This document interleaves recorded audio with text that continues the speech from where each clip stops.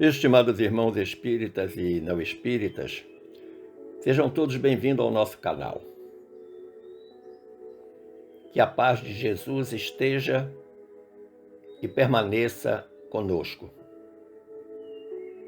Quero saudar a todos os irmãos do Centro Espírita Enviados de Jesus, na cidade de Gravatá, em Pernambuco. Foi-nos solicitado refletir nesta noite sobre o tema A Sexualidade segundo o Espiritismo. Um tema sensível, controverso, cheio de tabus e preconceitos, que exigem ponderação, equilíbrio e serenidade para a sua assimilação e entendimento. Desejo iniciar esta reflexão relembrando a veneranda Joana de Ângeles, espírito que acompanha Divaldo Pereira Franco, na obra Luz Viva, quando a benfeitora afirma: a união sexual não pode prescindir da responsabilidade nem do enobrecimento do amor, a fim de que não derrape na vulgaridade do instinto, dando curso a paixões dissolventes e constituindo algema escravizadora, quando deveria ser emulação de progresso, estímulo à felicidade e à paz.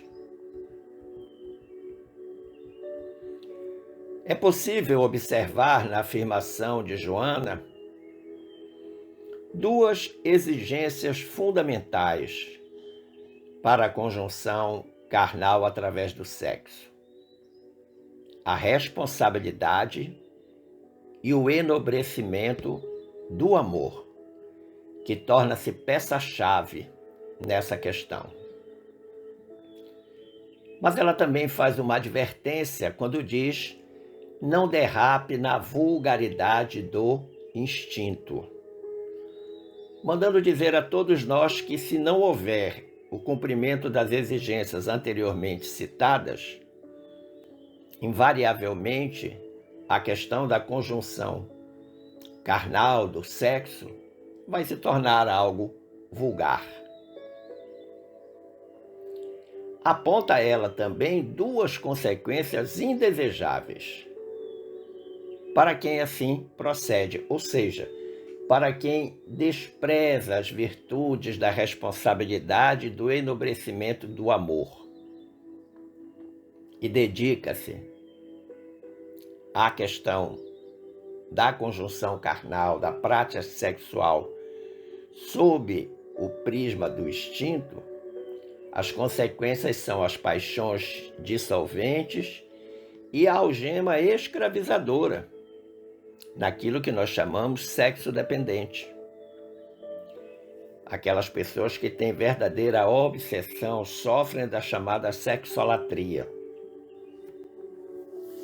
Mas também ela apresenta as consequências positivas e naturais para quem espiritualiza a sexualidade, que é a emulação de progresso, ou seja, o esforço para superar a si mesmo, e o estímulo à felicidade e à paz. Ora, para atender esse pressuposto apontado por Joana de Ângeles, é preciso que nós compreendamos a sexualidade como uma energia de origem divina. Segundo os ensinamentos espirituais constantes em diferentes obras consultadas, a sexualidade é a força criadora natural da vida, que flui das fontes universais do amor divino. Portanto, a sexualidade é uma energia divina. Ela existe como uma energia atuante que palpita em tudo e que se manifesta desde o infinitesimal ou subatômico até a dimensão cósmica dos astros.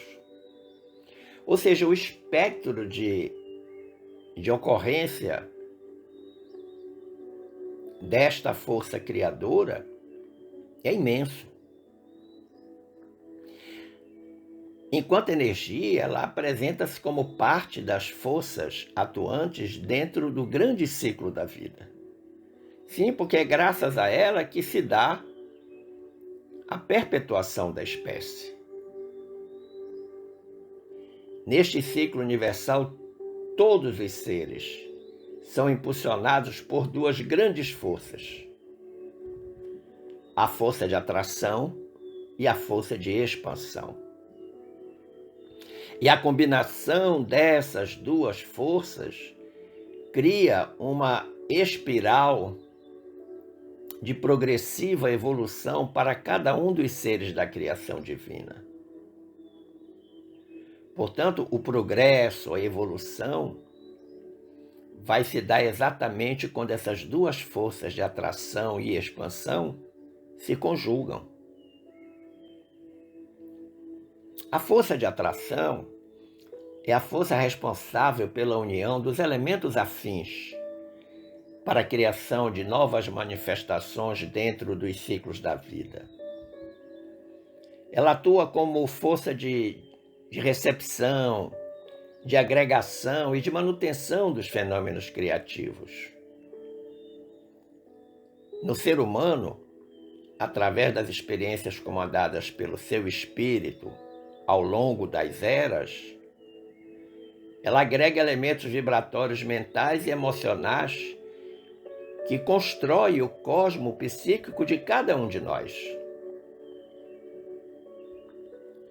Então, o nosso psiquismo é constituído exatamente de tudo que essas forças de recepção, de agregação, de manutenção dos fenômenos criativos foram produzindo em nós ao longo do processo evolutivo do espírito e através de todas as reencarnações necessárias que esse espírito fez. Em O Livro dos Espíritos, lá no capítulo 11, Lei de Justiça, Amor e Caridade, em mensagem sobre a pergunta 888A, o espírito Vicente de Paula assim se expressa sobre essa força de atração. Diz Vicente de Paula: amai-vos uns aos outros, eis toda a lei. Lei divina pela qual Deus governa os mundos. O amor é a lei de atração para os seres vivos e organizados. A atração é a lei de amor para a matéria orgânica. Então, Vicente de Paula faz um comparativo extremamente interessante e inteligente. Ele diz que para todos os seres vivos o amor é uma lei de atração. Mas para a matéria orgânica, ou seja, para o princípio inteligente, a atração é uma lei de amor. Funciona para esses seres, para o princípio inteligente, como uma lei de amor, a atração natural. Entre os animais, por exemplo. Mas a outra força que concorre para esse equilíbrio é a força de expansão. Força de expansão é aquela força a que todos os indivíduos são impulsionados a se transformar e a se modificar nos caminhos da evolução. Ela é uma força impulsionadora da ação. da propulsão e das mudanças. Pela força de expansão, nós buscamos cada vez mais o progresso. E quando você combina a força de atração com a força de expansão, o que vai acontecer naturalmente é um grande impulso de ascensão a níveis mais altos de evolução. A criatura vai se tornando cada vez melhor do ponto de vista espiritual. Mas para falar de sexualidade humana, nós não podemos prescindir de observar um ensinamento trazido por André Luiz, pelo espírito André Luiz, através da pena mediúnica de Chico Xavier, lá no capítulo 15 da obra Ação e Reação. Esse capítulo 15 intitula-se Anotações Oportunas.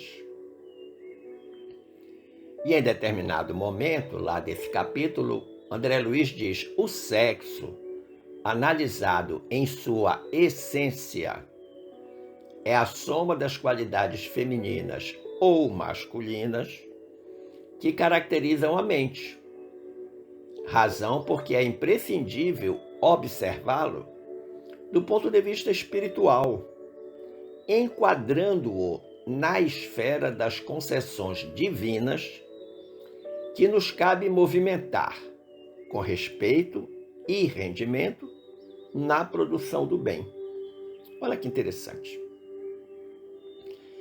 Então é uma soma de qualidade, ou feminino ou masculino, a depender de que corpo carnal esteja encarnado o espírito, reencarnado o espírito. Está no psiquismo.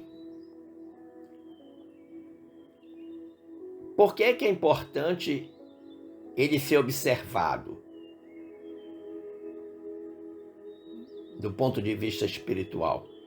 Porque ele é uma concessão divina, algo que a gente já falou anteriormente, quando falamos da energia,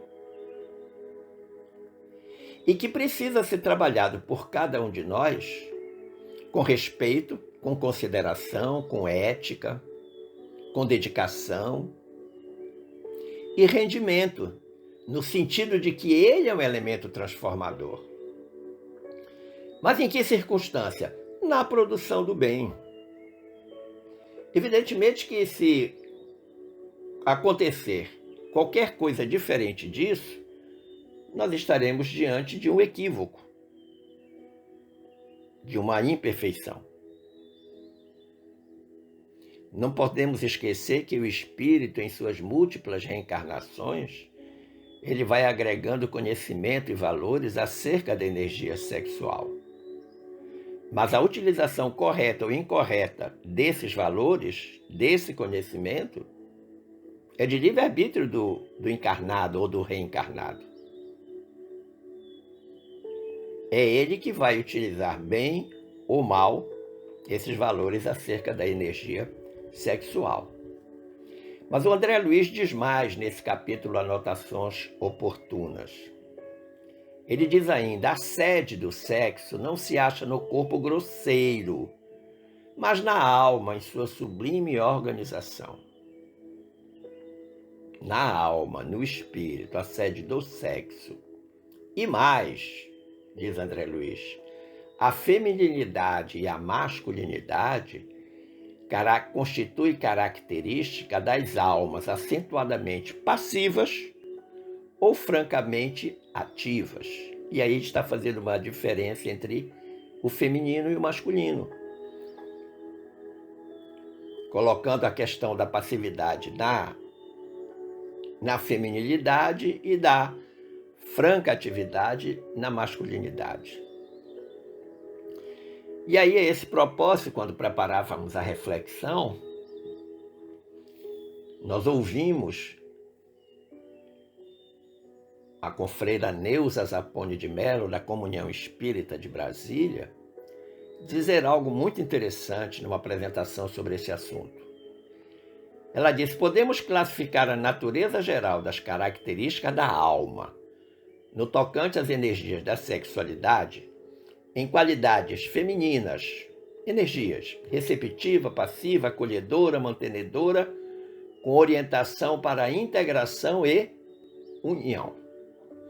E qualidades masculinas, também energias, que são expansivas, ativas, propulsoras, emissoras, com orientação para a transformação, para a ação. Então, Neuza Zapponi, ela está simplesmente desdobrando o pensamento de André Luiz, quando falou na questão do acentuadamente passivo e francamente ativa para o feminino e o masculino. Ela faz um desdobramento interessante. Então, a gente pode avançar para conhecer as conceituações espíritas de sexualidade. Nós já entendemos que a energia sexual é uma manifestação energética da força criadora universal em cada um de nós.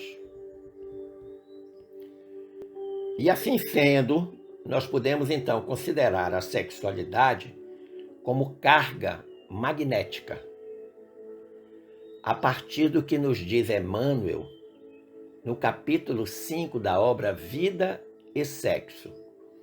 Esse capítulo 5 é intitulado Energia Sexual. Obra Vida e Sexo, capítulo 5, Energia Sexual. O que diz o Emmanuel? A energia sexual, como recurso da lei de atração na perpetuidade do universo, a perpetuação da vida, da espécie, é inerente à própria vida, gerando cargas magnéticas em todos os seres, à face das potencialidades criativas de que se reveste. Então, Emmanuel está retornando àquela questão falada anteriormente, já falada por André Luiz, pela Neuza Zapponi, essa potencialidade criativa que é a energia sexual. Mas o Emmanuel diz ainda: podemos considerar a sexualidade como qualidade vibratória da alma. E nós podemos fazer uma conjugação entre essa afirmação de Emmanuel, lá no Vida e Sexo, com uma colocação do instrutor Alexandre, no capítulo 13 da obra Missionários da Luz. O capítulo 13 denomina-se Reencarnação. Então, o instrutor Alexandre, lá em Missionários da Luz, no capítulo da Reencarnação, ele diz o seguinte: não há criação sem fecundação. As formas físicas descendem das uniões físicas. As construções espirituais procedem das uniões espirituais. Então, ele está fazendo uma diferença. O que é do corpo e o que é do espírito. A obra do universo é filha de Deus. O sexo, portanto, como qualidade positiva ou passiva, volta lá àquela classificação que a Neuza falou e que o André Luiz também falou. Dos princípios e dos seres, é manifestação cósmica em todos os círculos evolutivos, até que venhamos a atingir o campo da harmonia perfeita, onde essas qualidades se equilibram no seio da divindade. Em realidade, o instrutor Alexandre está fazendo um diagnóstico, aí na obra Missionários da Luz, de como se comporta e como funciona a sexualidade em tempos atuais. Nós ainda estamos muito ligados à questão do instinto. E ele assinala que essa manifestação cósmica, um dia, vai ser pensada de forma diferente. E aí, então, todos atingiremos a harmonia perfeita. Vamos entender a verdadeira razão da sexualidade.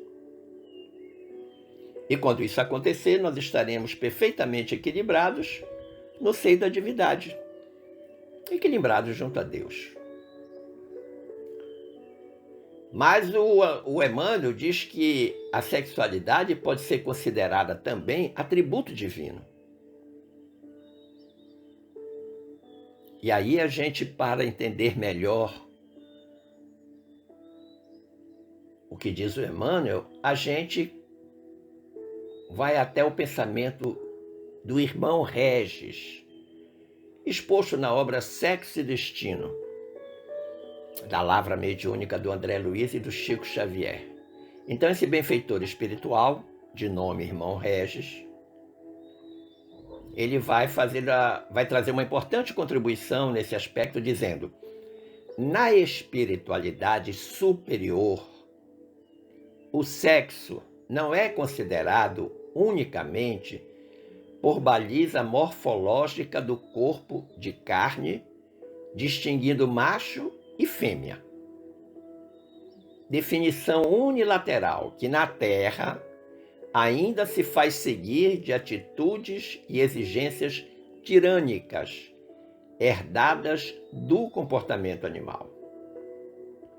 Entre os espíritos desencarnados, a partir daqueles de evolução mediana, o sexo é categorizado por atributo divino na individualidade humana, qual ocorre com a inteligência, com o sentimento, com o raciocínio e com outras faculdades, até menos aplicadas na experiência humana.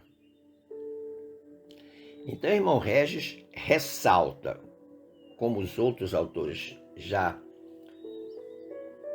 informados, que essa questão da sexualidade, do sexo, é um atributo divino e que tem que ser entendido por nós, pelos seres humanos, como uma faculdade igual às outras que nós temos. Inteligência, do sentimento, do raciocínio, do livre-arbítrio. Todas as faculdades que o espírito foi aperfeiçoando ao longo das suas múltiplas reencarnações. E que sexo vai muito além da diferença das genitálias masculina e feminina. Dessa questão de identificar o que é macho e o que é fêmea. E que é uma definição, como ele mesmo diz, ainda unilateral. Por quê? Porque sempre houve uma tirania em relação a essa questão do sexo. A tirania masculina, a parte ativa que nós vimos lá quando estudamos aquela classificação da Neuza Zapponi, em que muitas vezes é o homem, na condição de macho, que tiraniza a fêmea na questão sexual, em que ela é um mero objeto de prazer. A esse pensamento do irmão Regis, nós podemos então acrescentar um outro pensamento do André Luiz, que está na obra Evolução em Dois Mundos, lá no capítulo 18. Esse capítulo 18 é intitulado Sexo e Corpo Espiritual. Obra Evolução em Dois Mundos. O que diz o André Luiz nesse capítulo 18? A sede real do sexo não se acha desta maneira no veículo físico, mas na entidade espiritual, na dimensão espiritual, em sua estrutura complexa. Então o corpo acaba sendo responsável única e exclusivamente por tudo aquilo que está no próprio espírito, que talvez ainda esteja nesta questão de energia sexual vivendo um desregramento. Um desregramento. Mas nós podemos ampliar o nosso entendimento sobre este assunto da sexualidade segundo o Espiritismo, buscando uma visão mais ampla da chamada união sexual. O instrutor Alexandre, no livro Missionários da Luz, ele explica a união sexual como uma força criadora universal. E aí ele introduz o conceito de união de qualidades. Vou retornar então a Neuza Zapone de Mello, lá da Comunhão Espírita de Brasília, em que ela faz uma interessante proposta a partir desta colocação do instrutor Alexandre lá no livro Missionários da Luz. Ela diz: substituamos as palavras união sexual por união de qualidades. Então, em vez de falar união sexual, vai falar união de qualidades. E observaremos que toda a vida universal se baseia nesse divino fenômeno, cuja causa reside no próprio Deus, Pai Criador de todas as coisas e de todos os seres. Olha que interessante. Então a gente entende que essa união de qualidades, ela existe nos fundamentos da vida universal. E aí, para ficar mais claro essa questão das qualidades, a Neuza Zapone vai dar alguns exemplos. Ela diz: entre os astros, chama-se magnetismo planetário da atração. É uma união de qualidades. Entre os elementos químicos, é conhecida por afinidade entre os elementos. É união de qualidades. E entre as almas, denomina-se amor. Olha que interessante. Lembra que lá no início nós falamos daqueles elementos que eram essenciais, apontados pela Joana de Ângeles? Que o elemento essencial era o amor? Pois é, aqui a Neuza Zapone de Mello está trazendo de novo essa questão de nós entendermos a união das qualidades entre as almas humanas com o nome de amor. Nós não podemos pensar numa outra forma, essa união de qualidades, que é o termo que está sendo apontado para substituir a expressão união sexual. Nós precisamos considerar que na história da humanidade, a união sexual experimentou um extraordinário processo evolutivo. Sem dúvida. Saindo lá daquela fase da posse exclusiva do homem sobre a mulher, com todas as prerrogativas que lhes eram possíveis, para uma fase mais sensível de transformação evolutiva, mas ainda com uma certa dose de tirania. É fato que essa transformação é uma obra paciente dos milênios. Foi um processo muito lento. Muito lento. Embora, em pleno século XXI, ainda encontremos aqueles que consideram o parceiro ou a parceira como uma propriedade sua, sempre ao seu dispor para as mais extravagantes experiências, do ponto de vista da união sexual. Mas você poderia perguntar: tudo é válido em termos de sexo? E aí eu vou lhe dar a resposta que o confrade conterrâneo Alberto Almeida, lá de Belém do Pará, médico e terapeuta, disse em uma palestra. Quando lhe perguntaram, tudo é válido em termos de sexo? Ele disse sim, desde que devidamente pactuado entre o casal. Então, há uma condição essencial, a pactuação. A combinação do que pode e do que não pode.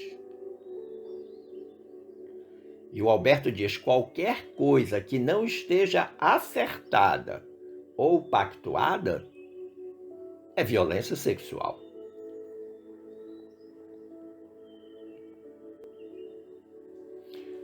Muito se fala sobre educação sexual, inclusive componente curricular na formação de nossas crianças e adolescentes. E lá na obra Vida e Sexo, o benfeitor Emmanuel propõe 4 normas básicas para a educação sexual. Primeira, não proibição, mas educação. O que é educação? Formação de comportamento. Não adianta simplesmente proibir pelo proibir. Principalmente com a criança, ela não vai entender nunca. E o pior, a entrar numa circunstância meramente humana que é tudo aquilo que é proibido é tentador, é gostoso. Aí que as pessoas querem fazer, exatamente porque é proibido. Mas ao contrário da proibição, educação, com oferta de um conhecimento compatível com o nível psíquico, espiritual, intelectual da criança, do adolescente. Segunda norma, apresentada pelo Emmanuel, não abstinência imposta, mas emprego digno com devido respeito aos outros e a si mesmo. Não adianta se praticar uma castidade imposta, uma abstinência que faz sofrer. Não precisa fazer isso. Mas empregar dignamente, com responsabilidade, com ética, com amor, com sinceridade, esta energia. Em respeito ao outro, que é o parceiro ou a parceira, e em respeito a si mesmo. Porque o espírito cresce por ocasião da conjunção, levando em consideração aquilo que já foi apontado anteriormente, a presença do elemento amor. O Emmanuel diz ainda, não indisciplina, mas controle. O que ele está querendo dizer? Cuidado com a sexolatria. Cuidado com a escravização pelo sexo. Os impulsos precisam ser controlados. Eles precisam ser sublimados. Se a vontade não passar no crivo do amor, ela tem que ser rejeitada.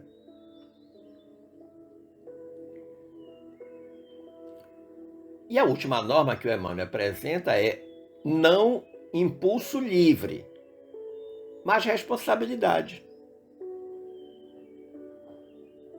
Você não pode andar na vida exclusivamente pensando nessa questão da sua energia sexual, pensando em sexo. Tudo que você vê, tudo que você ouve, tudo que você sente, lembra a questão da energia sexual. A vida vai além disso. Ela é uma energia, portanto, ela vai ser utilizada com sabedoria. No capítulo 11 da obra No Mundo Maior, esse capítulo 11, o título é monossilábico. Sexo. Monossilábico não, ele é dissilábico, sexo.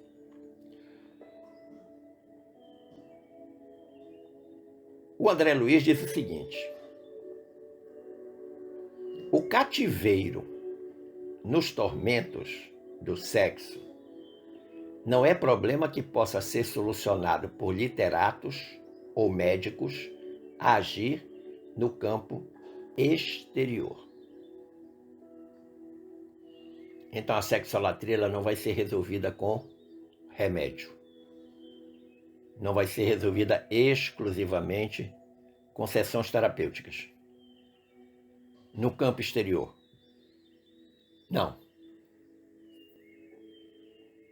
O André Luiz diz, é questão da alma, que demanda processo individual de cura. E sobre esta, só o espírito resolverá no tribunal da própria consciência. Então é preciso que a criatura faça um mergulho interior. Que ela, inclusive, reveja todas aquelas sugestões que o Emmanuel deu da educação sexual. Que não vai ser à custa de medicamentos ou de longas sessões terapêuticas exclusivamente, que ela vai resolver o problema. Ela até pode, conjugando uma terapêutica exterior com uma mudança interior, superar a sua dificuldade, sem dúvida, sem dúvida. Isto é possível.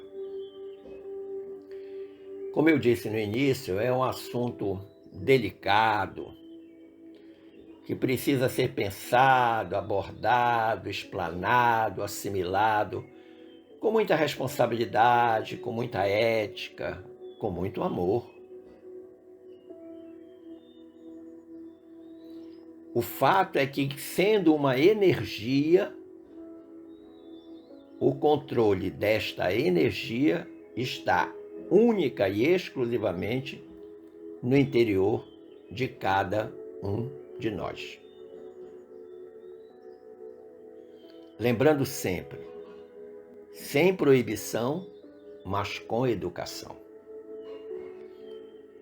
Agradecendo o carinho da atenção e das boas vibrações dispensadas, eu espero ter contribuído para o entendimento deste tema e desejo que fiquemos todos em paz com Jesus. Um forte abraço.